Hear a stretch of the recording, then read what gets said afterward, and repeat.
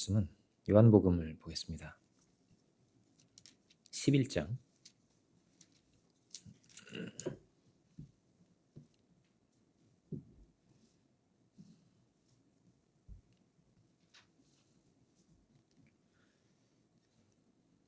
요한복음 11장 1절로 11절까지를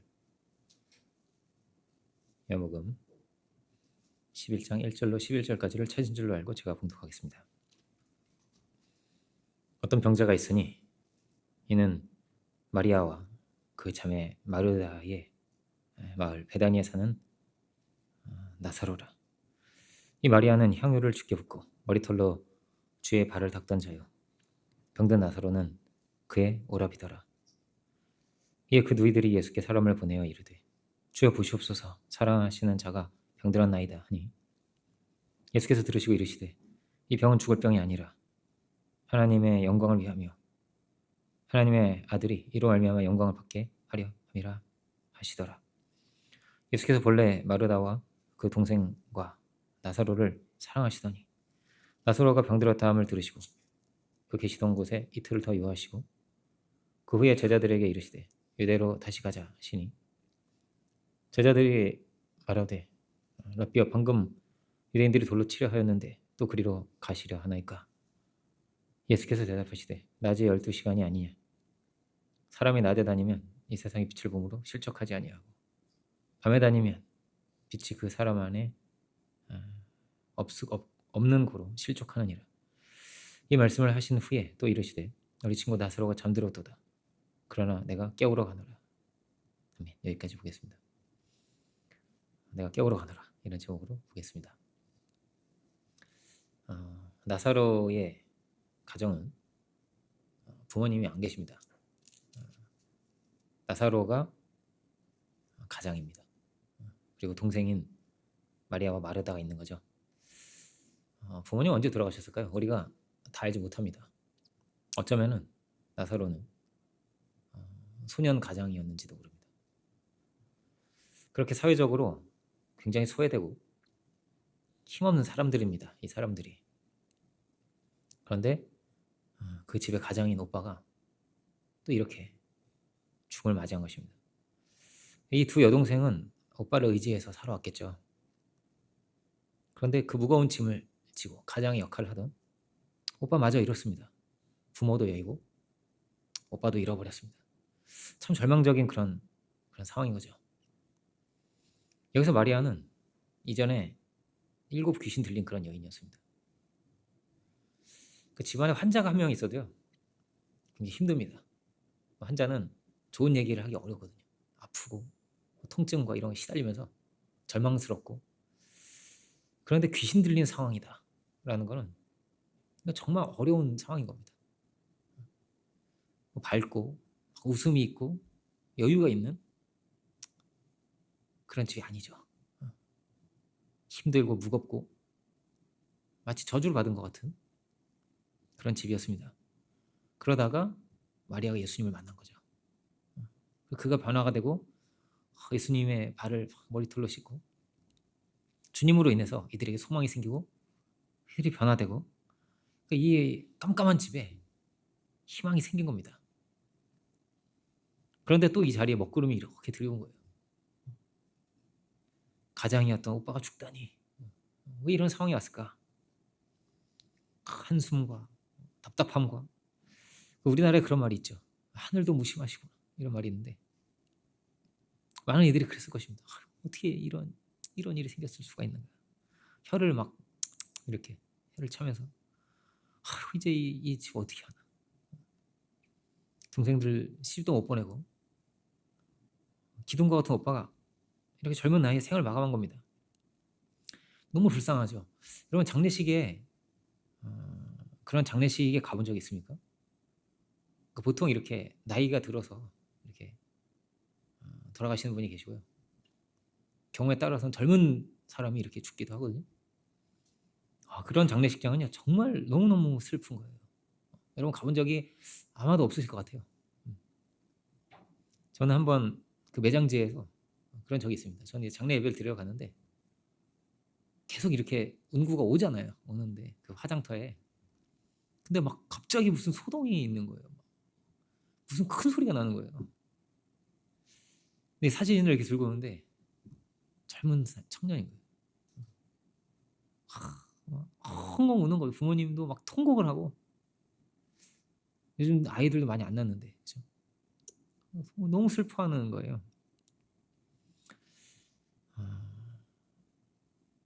물론 이 자리는 우리가 이 이야기를 알고 보죠. 나사로는 살아난다. 이걸 알고 봅니다. 우리가 알고 보는데 이런 어려운 현실이죠. 깜깜한 상황이죠. 이런 것을 우리는 마주하게 되는 것입니다. 이런 절망적인 상황이 늘 있는 것이죠.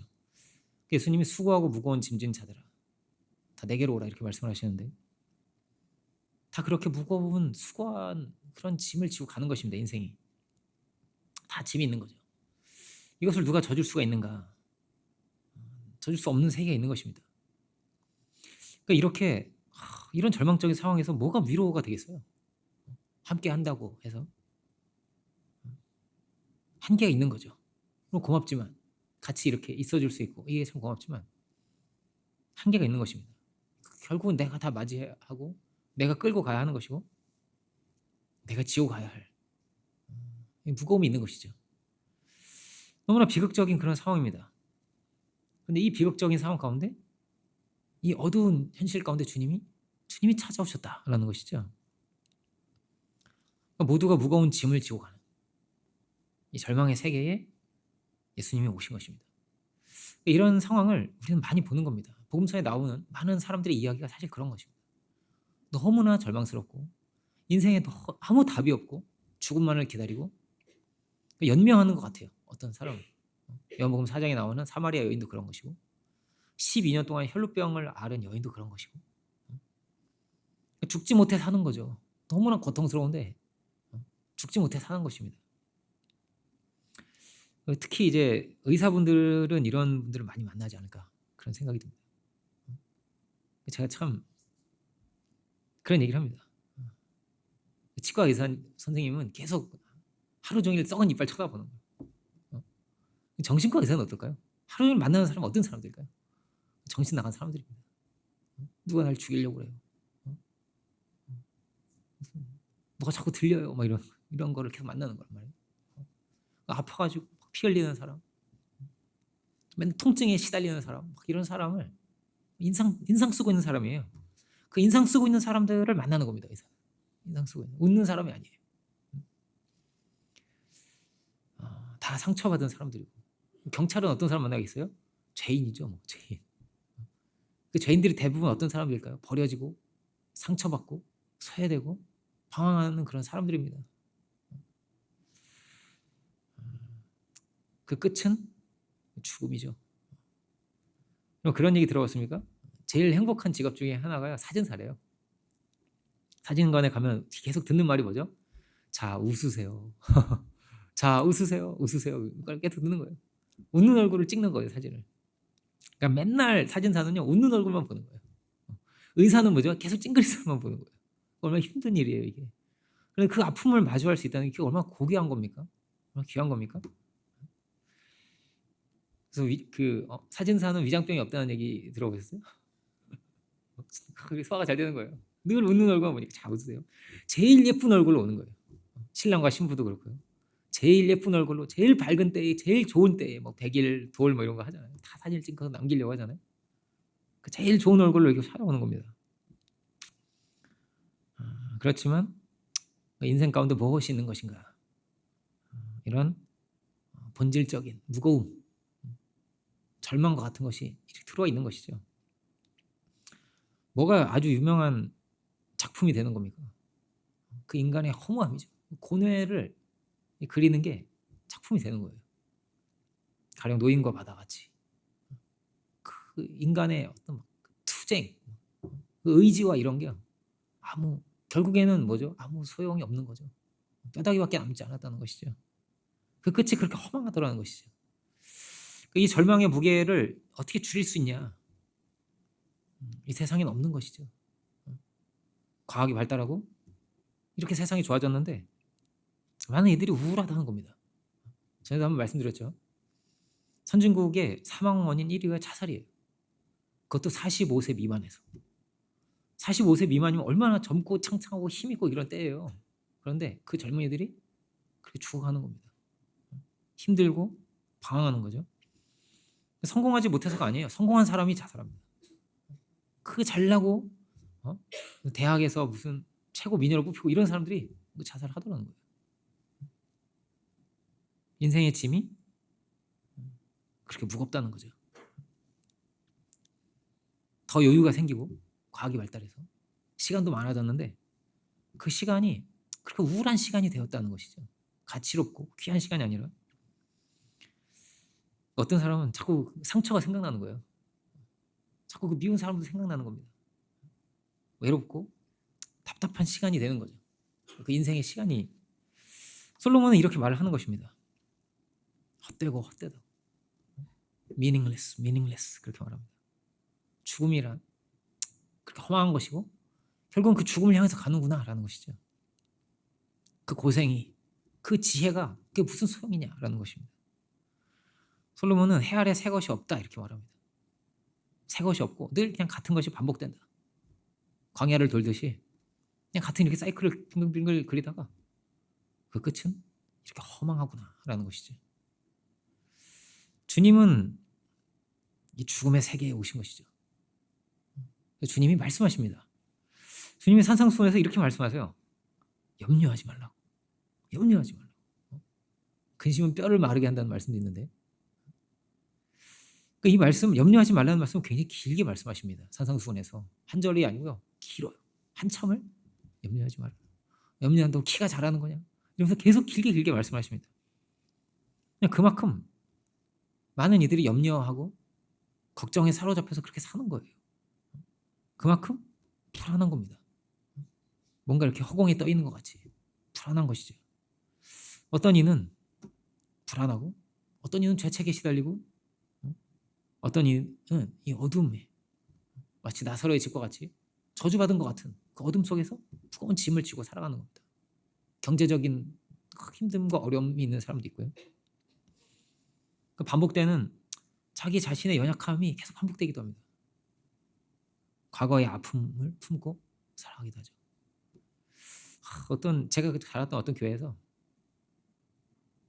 어떤 분이 그런 간증을 했다고 그래요. 어릴 때 부모님한테 맞았다고. 근데 어떻게 맞냐면 사람들이 다 동네에서 사람들이 다 보는데 나무에 이렇게 묶어놓는데요 자기를. 그래서 계속 때리는 여잔데 그게 막 너무 큰 게 있는 거예요. 그 슬픔이죠. 슬픔. 평생을 안고 살아가는 겁니다. 근래에 제일 많이 들었던 찬양이 있어요. 그러니까 그게 이제 제가 아니고 우리 기독교계에서 제일 많이 들었던 찬양 1등이 뭐라고 생각하세요? 최근은 잘 모르겠습니다. 근데 제가 작년까지 듣기로는 뭐였냐면은 광야에 서 있다는 그런 찬양이에요. 제가 뭐 잠깐 가사를 읽어보면 여러분도 아실 텐데 제가 한번 읽어보면 가사가 이렇습니다. 가사가 어두워요. 왜 나를 깊은 어둠 속에 홀로 두시는지 이런 찬양이에요. 어두운 밤은 왜 그리 길었는지 나를 고독하게 나를 낮아지게 세상 어디도 기댈 곳이 없게 하셨네. 광야에 서 있네. 이런 찬양이에요. 이게 인생이구나 이런 말이죠. 광야에 서 있다는 겁니다. 인생이 주님만 바라봐야 하는 것이고 여기서 연단이 일어나고 그런데요 무거운 거예요. 이 찬양이 무겁고 주일 예배 때 부르기 힘든 곡입니다. 이게 밝고 이렇지가 않아요. 곡조도 이렇게 이런 거거든요. 근데 광야는 그렇게 절망스럽고 힘든 곳인가? 그런 것입니까? 이 광야가 많은 이들이 이스라엘 백성들이 원망과 불평을 쏟아놓은 곳입니다. 광야가 10번을 원망했다 그렇게 써 있습니다. 모세에게도 이렇게 말했다고 하죠. 우리를 죽이려고 여기 데리고 나왔냐. 그런데 이들은 정말 중요한 것을 놓치고 있는 것입니다. 하나님이 계시다는 것이죠. 주님은 왜 우리에게 염려하지 말라고 하시냐. 주님이 말씀하십니다. 공중의 새를 보라고. 너희 천부께서 먹이시지 않냐고. 하늘 아버지가 먹이신다. 그런데 하물며 너희를 하나님이 먹이시지 않겠느냐? 너희를 지키시지 않겠느냐? 너희를 붙드시지 않겠느냐? 그렇게 주님이 말씀하십니다. 그 애고에서 종살이하는 것보다 얼마나 자유로워요, 이 광야가. 하나님이 함께 계신 자리가. 그런데 그들은 애굽을 그리워하고 자꾸 원망과 불신을 쏟아내는 것입니다. 왜 그럴까요? 이것을 불신앙이다, 이렇게 말할 수 있을 것 같습니다. 다윗은 뭐라고 말하죠? 다윗은요, 평생을 전쟁터에서 전쟁하는 사람입니다. 계속 전쟁이 나고 또 나고, 나이가 먹어서도 또 전쟁이 나는 거예요. 전쟁이 얼마나 힘든 거예요. 얼마나 어려운 것입니까? 다윗은 이렇게 말하는 것입니다. 주님이 나의 반석이시라고. 자기는 견고한 바위 위에 있다는 거예요. 흔들리지 않아. 나의 바위, 나의 피할 바위가 되시고, 나의 반석이 되시고, 나의 피난처가 되시고, 나의 산성이 되신다. 나를 그렇게 보호하신다. 그러므로 군대가 나를 대적해서 이렇게 진을 쳐도 나는 두려워하지 않는다, 이렇게 말합니다. 이것은 믿음에 관한 것이죠. 중심과 마음에 관한 것이죠. 사울도 전쟁을 했고 다윗도 전쟁을 합니다. 그런데 참 이 중심이 다른 거예요. 광야를 도는데도 어떤 사람은 이 광야가 주님과 함께하는 여행입니다. 그리고 어떤 사람에게는 척박하고 답답한 감옥이죠. 같은 자리를 도는. 이 중심이 참 다르다는 것입니다. 여기서 마르다와 마리아가 요한복음 11장에서 슬피 울고 있습니다. 오빠가 죽었거든요. 다 절망 속에 있는 거예요. 이 장례식장이라는 거. 그 젊은 사람이 죽었잖아요. 게다가 이 죽음의 자리에서는 더 뭐 소망을 갈 수가 없습니다. 병든 게 아니잖아요. 지금 병든 것도 아니고 뭐 손해를 본 것도 아니고 죽은 거니까요. 주님이 이 자리에 찾아오셔서 말씀하십니다. 한번 볼까요? 요한복음 11장 17절부터 또 잠깐 보겠습니다. 17절부터 제가 쭉 읽어볼게요. 예수께서 와서 보시니 나사로가 무덤에 있은지 이미 나흘이라. 베다니는 예루살렘에서 가깝기가 한 오리쯤 되매 많은 유대인이 마르다와 마리아에게 그 오라비의 일을 위문하러 왔더니 마르다는 예수께서 오신다는 말을 듣고 곧 나가 맞이하되 마리아는 집에 앉았더라. 마리아는 뭔가 지금 기분이 나쁩니다. 그래서 예수님 오셔도 안 나가요. 그냥 앉아 있습니다. 마리아가 예수께 여짜오되 주께서 여기 계셨더라면 내 오라비가 죽지 아니하였겠나이다. 그러나 나는 이제라도 주께서 무엇이든지 하나님께 구하시는 것을 하나님이 주실 줄을 아나이다. 예수께서 이르시되 내 오라비가 다시 살아나리라. 마르다가 이르되 마지막 날 부활 때에는 다시 살아날 줄 내가 아나이다. 예수께서 이르시되 나는 부활이요 생명이니 나를 믿는 자는 죽어도 살겠고 무릇 살아서 나를 믿는 자는 영원히 죽지 아니하리니 이것을 네가 믿느냐. 이르되 주여 그러하오이다. 주는 그리스도시요 세상에 오시는 하나님의 아들이신 줄 내가 믿나이다. 이렇게 되어 있습니다. 이것을 내가 믿느냐 이렇게 물어보세요. 그리고 믿는 자는 죽어도 산다 이렇게 말씀하십니다. 이 깜깜한 어둠 가운데 절망 속에서 주님이 이렇게 말씀하시는 것입니다. 내가 부활이고 생명이다 이렇게 말씀을 하십니다. 여러분, 우리가 부활이고 생명이신 주님을 참으로 발견할 수 있는 우리들이 되기를 원합니다. 믿는 자는 영광을 볼 것이다. 믿는 자는 죽음을 보지 않을 것이다. 주님 말씀하시죠. 그러니까 예수님이 그 어떤 절망도 그 어떤 어둠도 돌이키시는 분이다 하는 것입니다. 그 주님이 계심을 믿고 가라. 주님이 우리에게 말씀하십니다. 이런 어둠에 이런 절망적인 상황에 사로잡히지 말아라. 절망의 현실에 사로잡히지 말아라 하시는 것이죠. 염려하지 말라 하시면서 주님 하시는 말씀이 짐승들이 염려하냐는 거예요. 저 새를 보라고. 저 새가 염려하겠느냐? 새들이 벌레를 잡아먹는 건 다 우연입니다. 새가 여기 막 벌레를 창고를 만들어 놓고 이렇게 벌레를 기르지 않잖아요. 기르거나 막 쌓아놓고 이렇게 살아가는 게 아니거든요. 그냥 날아가는 거예요. 어느 자리에 있으리라. 열심히 찾는 거죠. 그냥 있으면 먹고.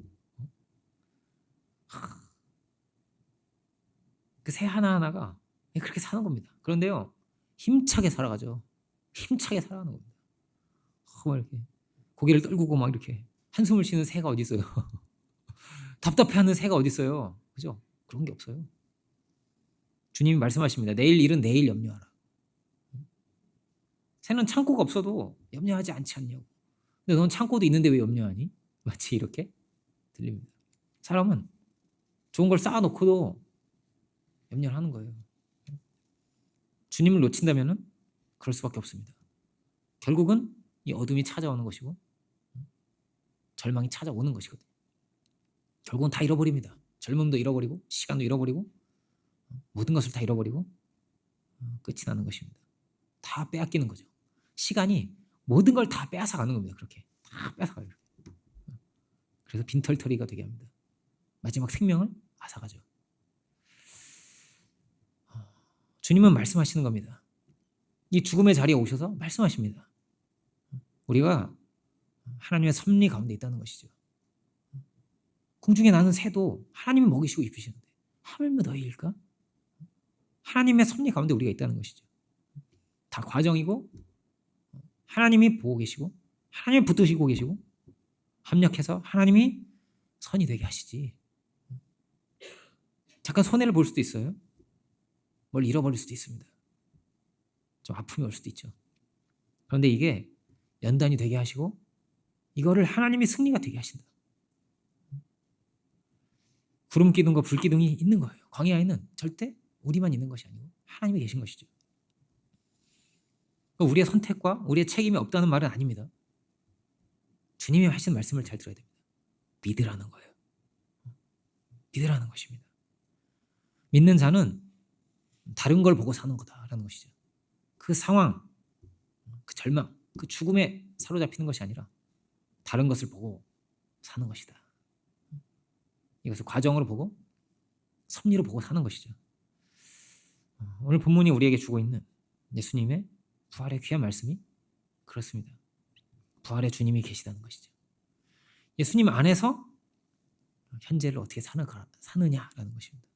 예수님이 계시고 현재가 있는 거예요. 우리는 믿음 안에서 이 절망을 이길 수 있을 줄 믿습니다. 우리도요, 이런 상황이 언제든 옵니다. 그리고 주님이 오셔서 살려주시면 좋겠는데 여긴 살려주지 않아요. 그죠? 당연히 안 그럴 수 있습니다. 우리의 삶에서. 그러면 우리는 어떤 생각을 해야 될까요? 어떤 마음을 가져야 될까요? 어떤 선택을 해야 될까요? 선택이 있습니다. 선택지가 없는 겁니까? 그냥 슬퍼해야 되는 겁니까? 그냥 오열을 하고 통곡을 하고 원망을 해야 되는 겁니까? 아니요. 선택지가 있다는 것입니다. 하나님이 계심을 믿는 것입니다. 하나님이 우리를 붙드시고 계시다는 것을 믿는 것입니다. 다 울어도 우리는 다른 선택이 있죠. 다른 길이 있는 것입니다. 생명의 주님 안에 있기 때문이죠. 나사로는 또 죽었을 겁니다. 지금까지 살아있지 않으니까요. 또 죽었어요. 몇 년 더 살았을까요? 한 5년 더 살았을까요? 10년을 더 살았을까요? 어쩌면은 6개월 만에 죽었을지도 몰라요. 갑자기 심장마비가 또 와서. 그리고 오빠가 또 그렇게 갔을지도 모릅니다. 그러면 또 울고 슬퍼해야 되는 겁니까? 이 마르다와 마리아는? 아니죠. 다르죠. 주님이 하신 말씀이 있는 것입니다. 주님으로 인해서 모든 현실이 달라지는 것이죠. 생명의 주님이 우리와 함께 계시다. 부활의 주님이 나와 함께 계시다. 그러므로 소망이 있는 것입니다. 가장 좋은 길로 간 거예요. 죽는다 할지라도. 그리고 더 좋은 길을 분명히 주님이 열어주시는 것입니다. 부활하셨다는 것은 그런 것입니다. 주님은 죽음을 이기셨다는 것이고 그 부활하신 주님이 살아계시고 우리와 함께 계신다는 말이죠. 함께 계신다는 것입니다. 그런 찬양이 있습니다. 광야에 서 있다는 찬양 말고 살아계신 주 이런 찬양. 살아계신 주 이런 찬양이 있어요. 나의 참된 소망 걱정 근심 전혀 없네 이런 찬양이 있어요. 할렐루야. 왜냐하면 주님이 살아계시기 때문입니다. 그 생명의 주님이 함께 계시기 때문입니다. 부활의 주님이 제자들 찾아가세요. 그 제자들이 어떤 제자들이었냐면 다 절망과 슬픔에 다 빠져 있었습니다. 예수님은 죽으셨고 자기는 막 다 예수님 버리고 도망쳤고 3번을 부인하고 이런 제자죠. 그런데 주님이 그 자리에 찾아오십니다. 그들에게 용기를 주시고 위로를 주시고 힘을 주시는 거죠. 그리고 또 고기를 잡는데 그 고기가 왜 이렇게 또 안 잡히는지 요한복음 21장을 보면 답답합니다. 왜 이렇게 고기가 안 잡혀요. 그런데 그 자리에 또 주님이 찾아오세요. 그들을 위로하시고 능력을 베푸시고 그렇습니다. 주님이 다 아시죠. 주님이 보고 계시죠. 주님이 함께 하시죠. 우리는 주님 안에 있는 것입니다. 십자가와 부활은 그런 것입니다. 주님이 이 죄인인 우리와 동일시 되셨다. 그래서 죄인이 되셔서 죽으셨다. 우리와 하나 되셨다 이 말입니다. 우리와 함께 계시고 우리와 하나 되셨고 그렇게 세상 끝날까지 우리와 함께 계신다는 것이죠. 그 부활신앙은 저 멀리 예수님이 계시다는 게 아닙니다. 그러니까 나중에 저 멀리 언젠가 부활시가 되면 살겠죠. 이렇게 말하다가 말하는데 아니죠. 그 멀리 있는 부활을 말하지 않습니다. 예수님은 현재죠. 나는 부활이고 생명이다를 주님이 말씀하시는 겁니다. 그래서 절망에 빠져 있고 막 울고 있는 이 사람들을 주님이 그냥 두지 않는 거예요. 찾아와서 깨웁니다. 말씀해 주시면 깨우러 가노라 이렇게 했는데 그 절망에 빠져 한숨 쉬고 울고 있고 막 이런 사람들을 찾아오셔서 그럴 수 없다는 거예요. 내가 여기 있노라 하십니다. 생명의 주가 여기 있노라 하시는 것입니다. 내가 부활이고 생명이다 하십니다. 그 부활의 주님이 지금 우리와도 함께 계신 줄 믿습니다. 주님 승천하셨는데 그 멀리 어디 가신 게 아닙니다. 또 찾아오세요. 바울을 찾아오시고 성령으로 강권하시고 역사하시고 동일하게 일하십니다. 사도 바울도 어땠죠? 사도 바울도 절망스러운 상황을 자꾸 맞이합니다. 내쫓기고 회당에서 내쫓기고 감옥에도 갇히고 막 그 나이에 막 매를 맞고 얼마나 힘든 일일까요 이게.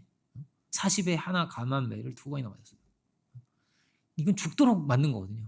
살 수도 있고 죽을 수 있는 이런 거예요 이게. 이렇게 맞는 거가. 그렇게 맞고 또 병도 들어요. 병도. 강골이 아니에요. 그러니까 다윗이래. 바울이 강골이 아니에요. 다윗도 그랬죠. 다윗도 몇 번을 죽을 병에 걸립니다. 그 전쟁터에서 전전하는데 또 죽을 병에도 몇 번 걸리는 거예요. 시편을 보면 그렇게 돼 있거든요. 하나님이 막 철인같이 해주실 수도 있잖아요. 막 강골이고 철인 3종 경기를 막 나갈 수 있어요. 이런 육체도 주시고 그런데요 그렇게 안 해요. 성경 보면 그런 사람도 있긴 하죠. 모세 같은 사람. 모세는 희한한 양반이죠. 120이 됐는데 젊은이 같아. 기력이 막 알통이 나. 120인데 그리고 안경도 눈이 멀리 있는 게 잘 보여요. 잘 보인다는 거 아니에요? 그래서 다 연세에 있으면 다 안경 쓰시는데 모세는 그랬다는 거예요. 엄청난 할아버지죠. 그러다가 120이 되는데 또 하나님이 부르시니까 또 갑자기 또 가요. 모세는 그죠? 그런데 바울은 아니에요. 바울은 병에 걸릴 뿐 아니라 이렇게 말합니다. 사단의 가시가 있대요. 사단의 가시로 막 파고 막 이렇게 찌르는 것 같은. 얼마나 고통스러웠으면 사단의 가시라고 말을 하겠어요. 고질병이 있다 이렇게 해도 되는데 사단은 우리를 죽이려고 하는 거잖아요. 죽이는 자란 말이에요. 근데 마치 죽이려고 하는 게 나를 쫓아다니면서 계속 찌르는 것 같다는 거예요. 다른 사람은 막 낫게 하는데 병든 자도 고치고 하는데 정작 자기가 너무나 아프고 고통스럽습니다. 사단의 가시가 계속 찔러옵니다. 우리가 그 고통을 어떻게 다 알겠어요? 지금처럼 무슨 진통제가 있는 것도 아니고 그거 아프면 그냥 아파야 되는 거예요. 사도 바울은. 그래서 간절히 기도를 한 겁니다. 그런데요 안 나서요. 하나님이 안 낫게 하세요. 내 은혜가 너에게 족하지 않느냐? 그렇게 말씀하시고 네가 너무 교만할까 봐 네가 자고해질까 봐 내가 이것을 너에게 그냥 두어놓으라 하시는 거죠. 근데 그 아픔과 절망과 이 힘든 게 있는데 그는 사로잡히지 않습니다. 거기에 사도는 그거 가지고 원망할 수도 있고요. 이거 가지고 막 믿음이 흔들리거나 그는 그렇지 않았습니다. 우리가 지고 가야 할 것이 있을 것입니다. 그게 과거일 수도 있고요. 슬픔일 수도 있고요. 어떤 분은 어린 자녀를 잃은 분도 있어요. 어떤 분은. 그럼 평생 슬퍼해야 되는 겁니까? 거기에 사로잡혀 그냥 그렇게 살아야 되는 것입니까? 아니죠. 그럼 어떻게 해야 됩니까? 한국에 이런 게 굉장히 유행과 같았던 거예요. 뭐냐면 그 약간 말투를 따라하자면 이런 겁니다. 내 영혼이 잘 되고 범사가 잘 되고. 말투가 비슷하지 않네요. 내 영혼이 잘 되고 범사가 잘 되고 육체가 강건한 것입니까? 세상이 정말 그런 겁니까? 그럴 수도 있어요. 그럴 수도 있습니다. 근데 다 그렇지 않아요. 사도 바울이 그렇지 않습니다. 그럼 어떻게 해야 되는 것입니까? 또 이런 찬양도 있습니다. 운명이 오라고. 운명이 오라. 사도 바울이 이렇게 말합니다. 사망아, 쏘라고. 쏠 테면 쏘라. 네가 쏘는 게 어디냐고. 그렇게 말합니다. 오라는 것이죠. 나는 죽어도 죽지 않는다는 것입니다. 절망은 없다는 것이죠. 그러니까 늘 이 상황이 있지만 늘 더 큰 것이 있습니다. 생명의 주님이 나와 함께 계시다는 것이죠. 그러므로 소망이 넘치는 것입니다. 당당한 것이죠.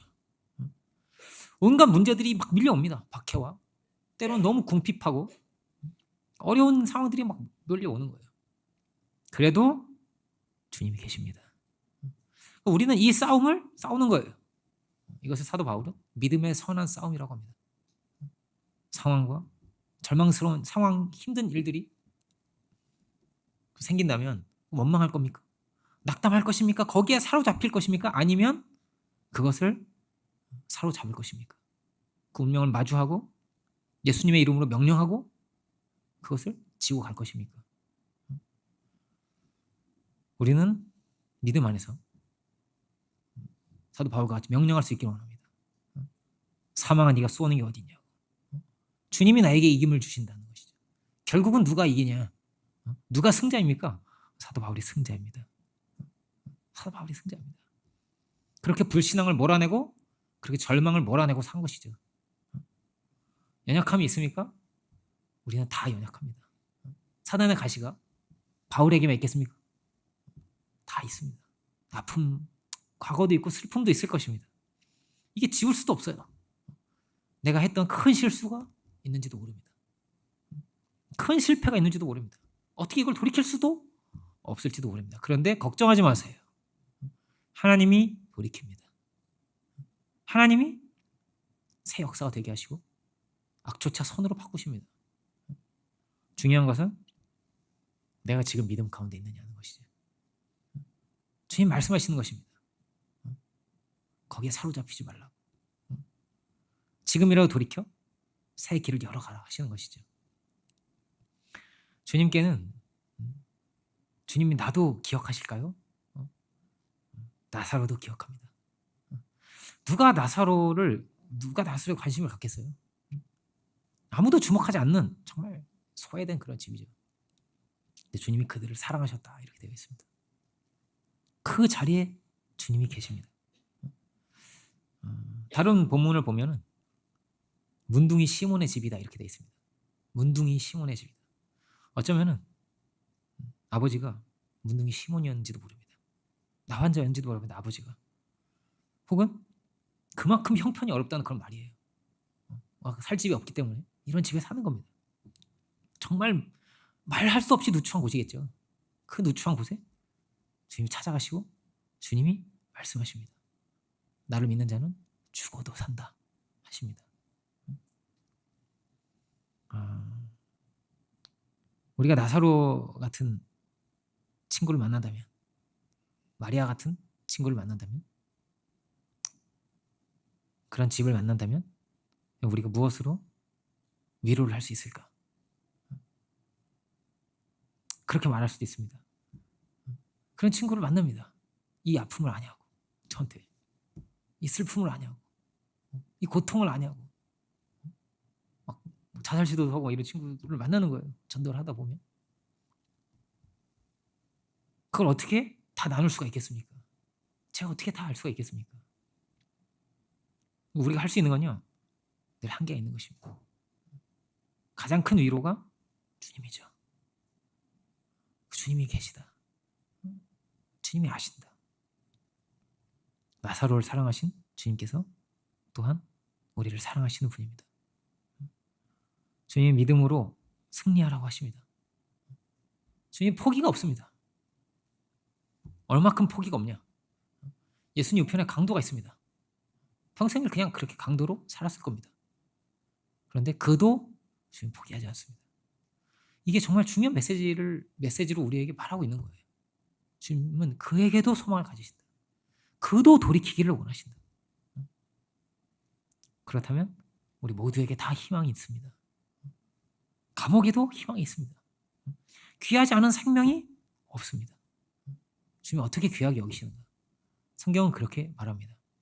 마치 자기 몸처럼 여기신대요. 머리와 몸과 같아서 교회를 그리스도의 몸이라고 합니다. 에베소서를 제가 잠깐 마지막으로 한번 보겠습니다. 에베소 이렇게 되어 있습니다. 누구든지 5장 29절 말씀인데요. 누구든지 제 육체를 미워하지 않고 오직 양육하여 보호하기를 그리스도께서 교회를 보양함과 같이 한다. 이렇게 말합니다. 다 자기 몸을 막 아끼고 사리고 이렇게 하는 거 아니에요? 막 만져주고 로션도 발라주고 약도 발라주고 이렇게 하는 거 아니에요? 그런 것처럼 자기 몸처럼 이렇게 주님이 보양하신다. 지키신다. 일으키신다. 우리가 그 몸의 지체이기 때문이다. 라고 말합니다. 마치 그렇습니다. 우리 한 사람 한 사람 그렇게 소중한 사람들인 겁니다. 약함이 있다고 해서 자기 몸을 누가 버리겠어요. 그죠? 한 번은 그 전신화상을 입은 그 이지선 씨라는 분 아마 아실 것 같아요. 전신화상을 다 입었는데 손가락에 보통 우리는 마디가 3개씩 있잖아요. 3개씩 이렇게 하나, 2개, 3개 있잖아요. 그런데 마디가 하나씩 없어요. 이렇게 화상 때문에 절단한 거예요. 그런데 몇 개 있습니다. 3개 있는 게 3개 몇 개 있는데 그 3개짜리가 너무나 고맙다는 거예요. 3개짜리가 뭘 잡을 수가 있잖아요. 잡기가 2개만 있으면 얼마나 불편한지 모른다는 거예요. 그리고 그 3개 중에 손톱이 붙어 있는 게 있다는 거예요. 손톱이 뭐 이렇게 떼어내거나 이럴 때 손톱이 없으면 그걸 할 수가 없어요. 그게. 근데 그걸로 이렇게 떼어낼 수 있으니까 이 손톱이 이렇게 귀한 거였구나, 이렇게 소중한 거였구나라는 거를 나중에 알게 된 거예요. 그가. 그런데 이게 고마운 거죠. 손톱이 있어서 얼마나 고마운가. 막 경의를 막 느끼는 거예요. 기쁘다. 이 손톱 너무 고마워. 막 이러면서 사는 거예요. 지금 심축한데. 그가 하는 말입니다. 태양을 보는 자는 그림자를 볼 수 없다. 후제 못한다는 것이죠. 생명의 주님과 우리는 연합된 자들입니다. 주님 안에 그 은혜 안에 믿음으로 주님과 동행하며 승리할 수 있는 우리 모두가 되기를 원합니다. 기도하겠습니다. 은혜로우신 주님, 이 어두운 세상 가운데 빛으로 오셔서 절망뿐인 이 고통의 세계 가운데 오셔서 영원한 소망을 주시고 영원한 생명을 주시고 영원한 안식을 또 우리에게 허락하십니다. 오 주님, 우리가 영원히 우리와 함께 계시는 주님 당신을 참으로 우리 삶 가운데 발견하고 믿음 가운데 온전히 승리하며 살아갈 수 있는 저희들이 지금 다 되기를 원합니다. 절망에 사로잡히지 아니하고 어둠 가운데 사로잡히지 아니하고 담대하게 참으로 현실을 이기며 살아갈 수 있는 저희들 모두가 주여 다 되게 하여 주옵소서. 가장 귀한 주님 보이신 생명의 길을 따라 힘차게 나아갈 수 있는 저희들이 되게 해주시고 참으로 우리를 살리시는, 우리를 구원하신 능력의 주님 가운데 믿음 안에서 힘차게 전진해 나아갈 수 있는 저희들 모두가 되게 하여 주옵소서. 그 시간을 감사드리고 모든 말씀 예수 그리스도 이름으로 기도드립니다. 아멘.